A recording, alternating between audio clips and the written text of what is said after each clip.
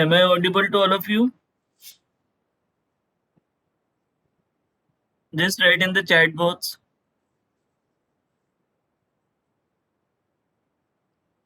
Okay. So good afternoon, everyone. Let me share my today's presentation slide. Just a minute.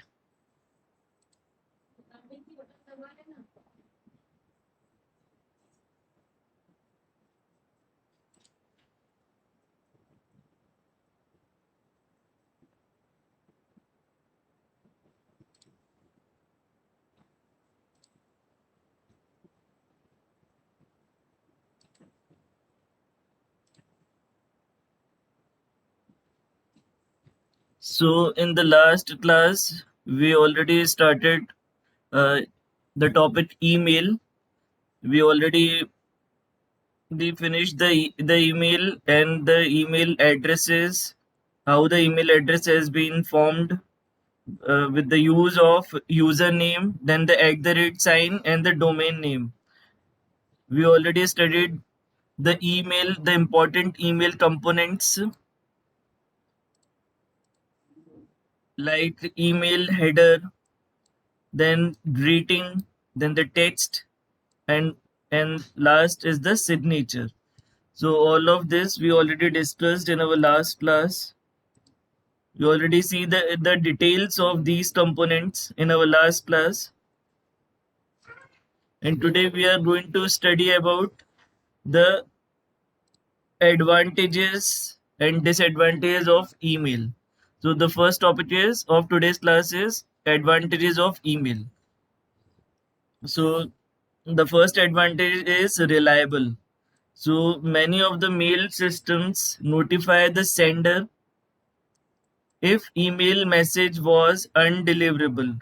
So that means email is providing the reliable services. The the second point of concern is the convenience. So there is no requirement of stationery and stamps. So one does not have to go to the post office while sending the email. So that is how the email finds its application, and email is very much convenient in place of the post office work. The third point of advantage is speed. So email is very fast. However, the speed also depends upon the underlying network. So as the network is fast, so also your email speed will be very fast. The next advantage is inexpensive.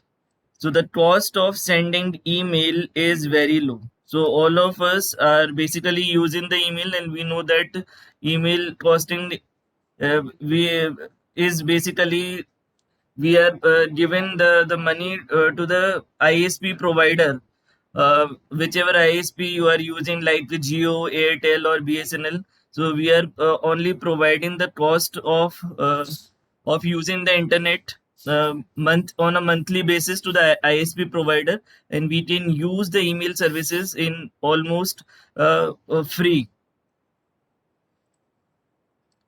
Then the fifth point is printable.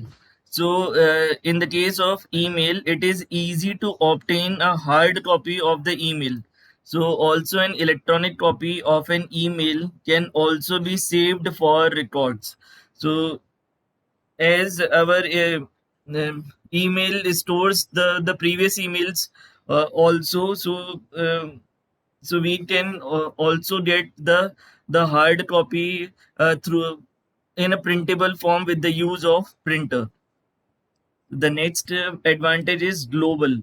So email can be sent and received by a person sitting across the globe.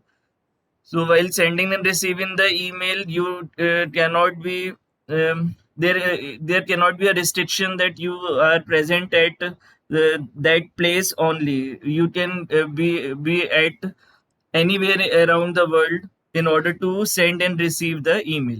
So these are the major advantages of the email. So moving to the next slide. So the next topic is disadvantages of email. So there are also some disadvantages of email. So first is forgery. So in the case of forgery, email does not prevent from forgery. That is, someone impersonating the sender, since sender is usually not authenticated in any way.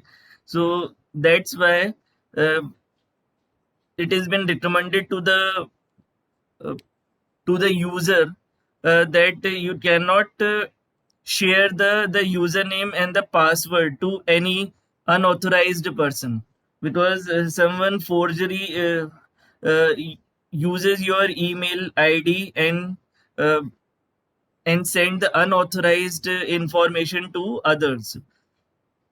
The second advantage disadvantage is overhead. So convenience of email may result in a flood of mails. So you can as the email services are mainly free, so you can get overloaded of emails. So this is the second disadvantage. The third disadvantage is misdirection.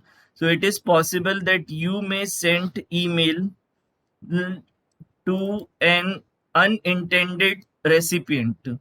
So it is also the possibility that if you cannot have the proper email address, then you can send the email to the unintended recipient. The fourth disadvantage is junk. So junk emails are undesirable and inappropriate emails. So junk emails are sometimes referred to as spam. So as all of us are using the email, we know that in the email there is a folder known as the spam folder. So the spam folder is are getting junk emails. So these are the disadvantages of email. So all of you understand the advantage and disadvantage of email. Just write in the chat box so that we can proceed further.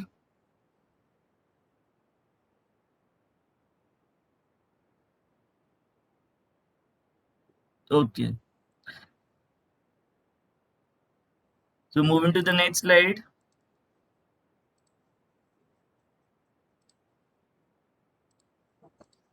Now the next topic is email protocols. So email protocols are set of rules that help the client to properly transmit the information to or from the mail server. So the most popular protocols are the Simple Mail Transfer Protocol, which is abbreviated as SMTP. This is the most widely used protocol, and we are going to discuss SMTP protocol in detail in our later classes. Then the second email protocol is Internet Mail Access Protocol, which is abbreviated as IMAP. And the third popular protocol is Post Office Protocol, which is abbreviated as POP. So all these protocols are having different type of functions, but mainly SMTP protocol is very much used, and we are going to study the SMTP protocol in our later classes. So just remember these email protocols names. So now moving to the next slide.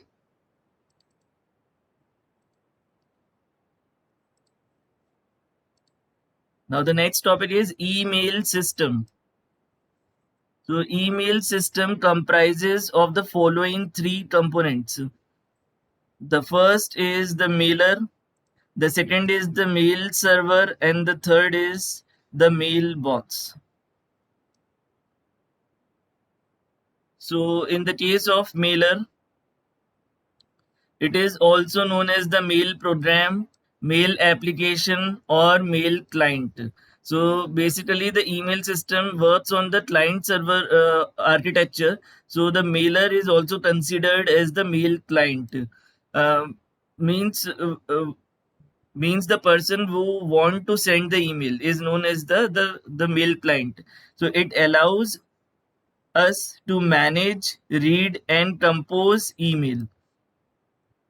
The second component is mail server. So the function of mail server is to receive, store, and deliver the email. So it is must for mail server to be running all the time, because if it crashes or is down, email can be lost. So basically, the server we are using mostly are the Gmail server, the Yahoo server, and all these servers are known as the mail servers. The third component is mailbox. So mailbox is generally a folder that contains emails and information about them. So these are the three components which are being in the email system. So just remember these three components. Now moving to the next slide. Just a minute.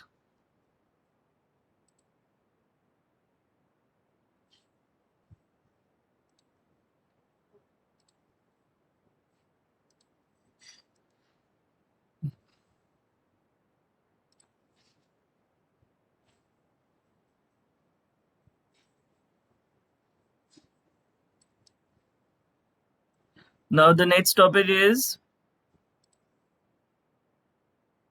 working of email. So this is the general way by which email has been working. So email is working follows the client server approach. So in this client is the mailer, that is the mail application or mail program, and server is the device that manages the email. So just remember, the email has been following the client server approach. So just take an example. Suppose person B wants to send an email message to person A. Now B is the sender and A is the receiver. Now the person B composes the message using a mailer program, that is mail client, and then select send option. So the message is routed to SMTP, means simple mail transfer protocol, to person A's mail server. So just noted that here B is being operated in the mail client, whereas A is getting the email through A through person A's mail server. So the mail server stores the email message on disk in an area designated for person A. So these are the points. In the next slide, we will show it in a diagram form so that it can be very much easily understandable to you. Just remember this point, that here B is the sender, here this B, the person B is the sender and person A is the receiver. Now moving to the next slide, just remember these points.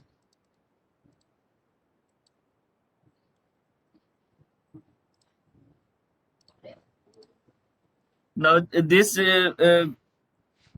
working we are showing in a diagrammatic form. Here, as you can see here, person B's PC is there, and person B is wanted to send an email to person A with the use of SMTP. Then with the network, the email is saved in the person A's server, like in this type of server. Now the next point is, now suppose person A is running a POP client, means post office protocol, and knows communicate with the with A's mail server. Now as the mail is basically now stored in the person A's mail server, now the person A is running the POP client here. As you can see here, the person A is running this POP client.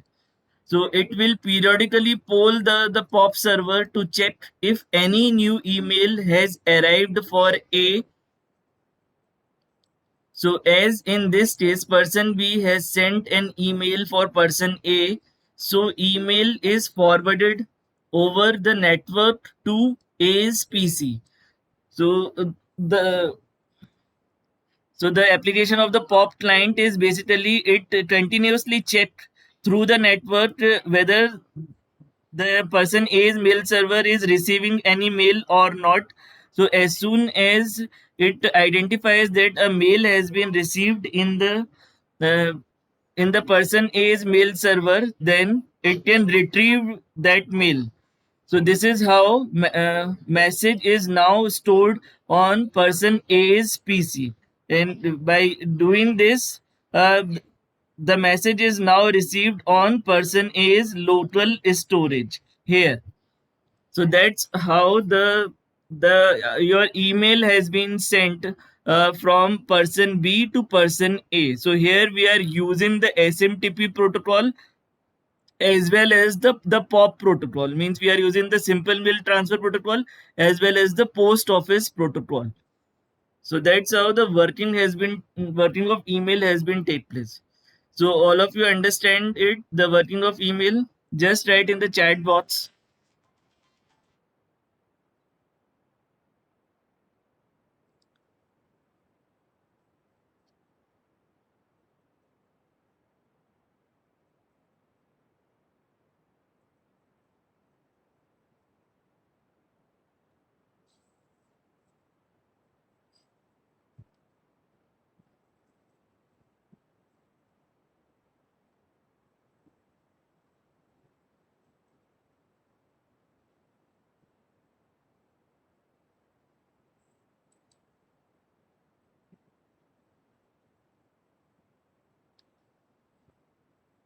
Aditi, Sakshi,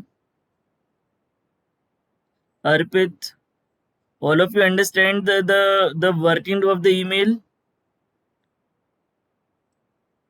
Just write in the chat box.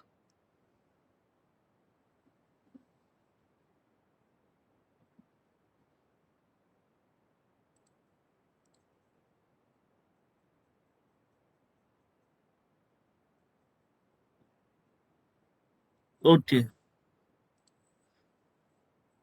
Now we are proceeding to the next slide.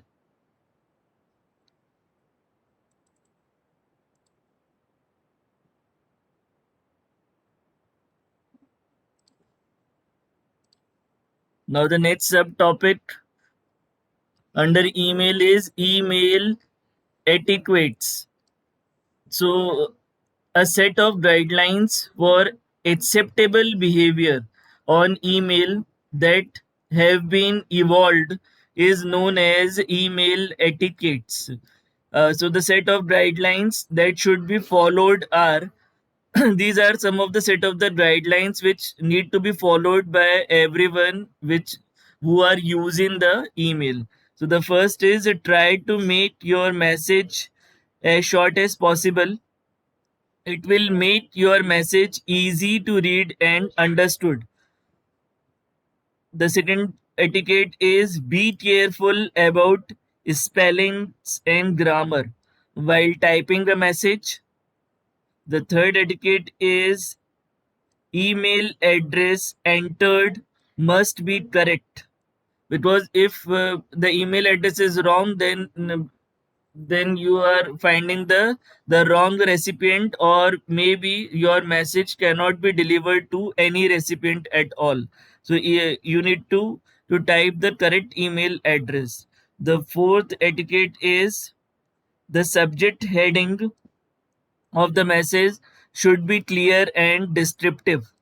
Means the subject heading should be appropriate according to your email message. The fifth etiquette is follow the same rules as if you are writing a letter or a memo. Uh, it means that you need to follow the rule as if you are writing any written letter, memo, or an application. In the case of writing the email, the sixth etiquette is keep size of attachment as small as possible. So this is very important rule because every email provider will allow you or restrict you to only particular size. So the size of the attachment in the email should be as small as possible. The seventh etiquette is always add your signature at the end of the email in order to identify that uh, uh, or show your identity with your designation as well as your contact number. So that's why the signature has been written at the end of the email. The last etiquette is before you send, make it sure everything is fine because you cannot call back a sent email. So that's why before sending the email, you must be sure that all the attachment has been attached in this email properly. And after checking this, you can send your email. So these are some of the etiquettes which need to be followed by everyone. So just remember these etiquettes while sending email. So moving to the next slide. The next subtopic in email is email security. So email hacking can be done in any of the following ways. So, so we need to secure our email. So the first is the email hacking can be done in these following ways, like spamming, then the virus can be there, then the phishing problem is there. Then the now in the case of spam, so email spamming is an act of sending unsolicited bulk emails, which is abbreviated as UBI. So these emails we can found in our spam folder.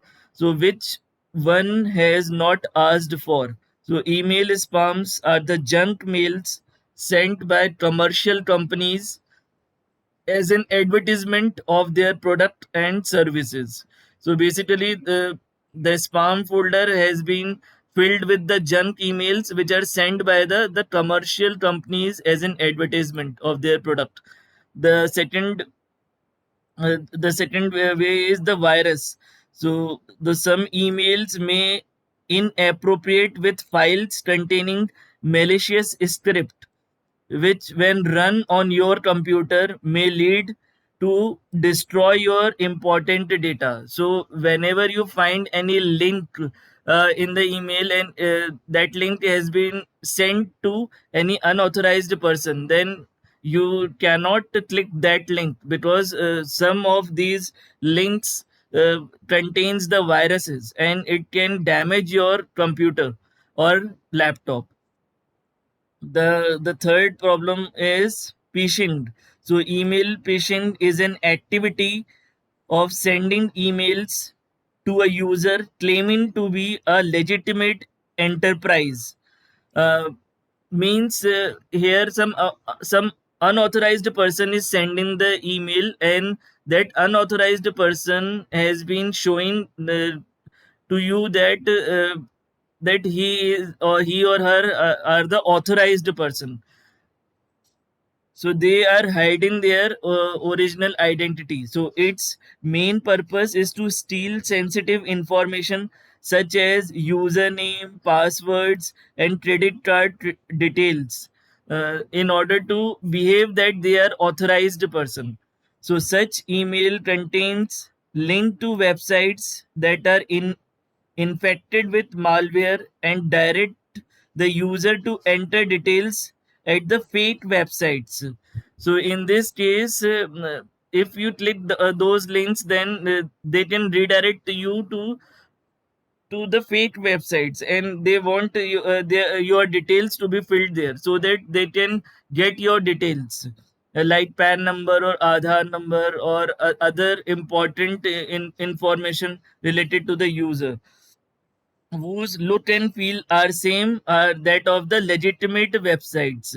So just remember, you need to be very much assured that security concern has been followed by the user. So all of you understand, in order to use the email, email security uh, will be assured.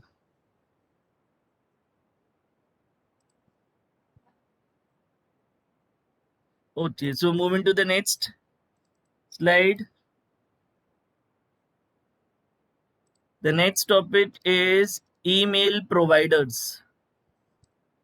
So there are several email service providers available in the market, uh, which are the enabled features such as sending, receiving, drafting, storing emails. So these services are provided by the email service providers. Uh, there are several email providers. The popular email providers are like Gmail. So Gmail is an email service that allows user to collect all the messages. It also offers 15 GB of free storage. The second email service provider is Hotmail. So Hotmail offers free email and practically unlimited storage access on web. The third popular email service is Yahoo Mail. So Yahoo Mail offers unlimited storage, SMS testing, social networking, and instant messaging, which is known as the Yahoo Messenger, to boot. The fourth one is iCloud Mail. So iCloud Mail offers ample storage, IMAP access, and elegantly functioning web application. The last one is ATM Mail. So ATM Mail is a free email service with good spam protection. So these are some of the popular email service providers. Uh, so you need to remember these popular service providers, and you can uh, use these service provider by creating your account in these uh, through these service providers. So this is the last topic of our email. So all of you understand it till now? Just write in the chat box so that we can proceed with the next topic. Okay, so some other, just a minute.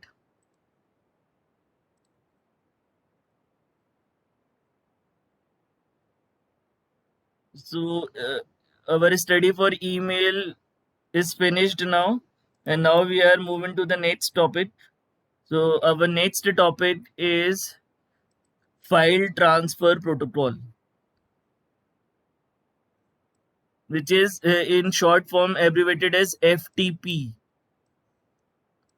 It is file transfer protocol. So FTP is a standard internet protocol provided by TCP/IP, used for transmitting the files from one host to another. So this is the basic work of FTP, file transferring from one computer to another. So it is also used for downloading the files to computers from other servers. We can also download the files in the computer from the servers. So these are the function of the FTP, means file transfer protocol. So moving to the next slide. Now there are some characteristics of FTP. So FTP uses, now the first characteristic is FTP uses TCP at the transport layer. Just remember, The second characteristic is FTP is a connection oriented protocol. We already discussed in our first lecture that there are two types of protocols. One is the connection less protocols and the other are the connection oriented protocol. So FTP comes under the connection oriented category. That's why FTP is a connection oriented protocol. So just remember, the next point or the next characteristic is FTP uses port number 21 for control connection. So this is a specific port number 21 is used for control connection. And the fourth characteristic is FTP uses port number 20 for data connection. So just remember that that port number 20 is used for data connection, whereas port number 21 is used for control connection in the case of FTP. So sorry, so just remember these characteristics of FTP. Now moving to the next slide.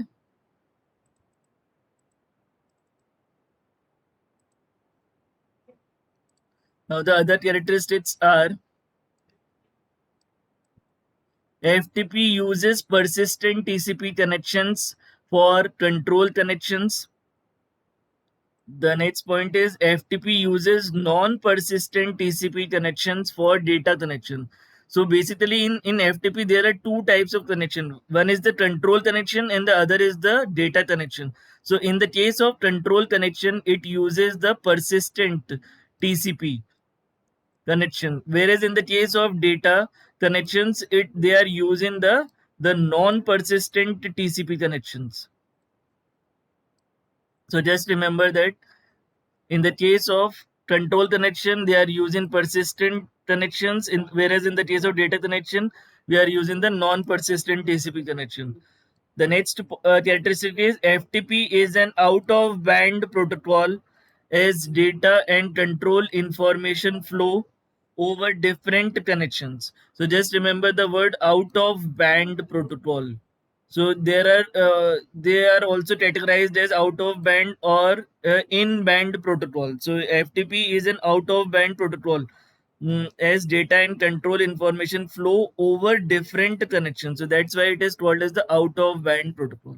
So these are some of the important characteristics of FTP. So you need to remember these characteristics because in the exam, they are asking about a 2 mark question can always be there, asking that the characteristics of FTP.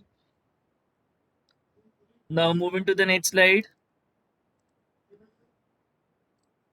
Now we are discussing the mechanism of FTP.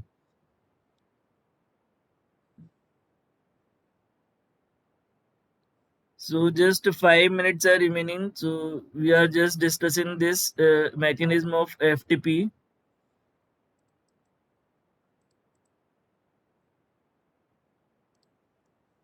So as you can see on your screen that a client is there and a server is there, and between the client and the server we are using the TCP IP protocol.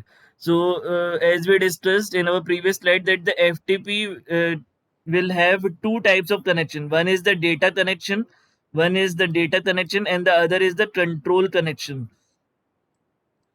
So as you can see on your screen that the data in the case of client we have the data transfer process, as well as on the server they are corresponding to the data connection, and in the same way both client and server are having the control processes corresponding to the control connection. The user is there at the client side. So this is the FTP mechanism. Now moving to the next slide. So FTP connections are basically two types. One is the control connection and the other is the data connection. Now in the case of control connection, the control connection uses very simple rules for communication. through control connection that we transfer a line of command or line of response at a time. The control connection is made between the control processes, so the control connection remains connected during the entire, this is very important point, the control connection remains connected during the entire interactive FTP session. Uh, Means this connection is remain active during the all the transmissions, because FTP is a connection oriented protocol, so that's why a connection is always there. Whereas in the case of data connection, it uses very complex rules as data types may vary. The data connection is made between data transfer processes, so the data connection opens when a command comes for transferring the files and closes when the file is transferred. Whereas in the case of data connection, we all only need this type of connection when one system wants to send the data, and it closes after its data transmission is over. So just remember these two types of connection. So that's it for today's class. uh, all of you understand it till now? Just write in the chat box.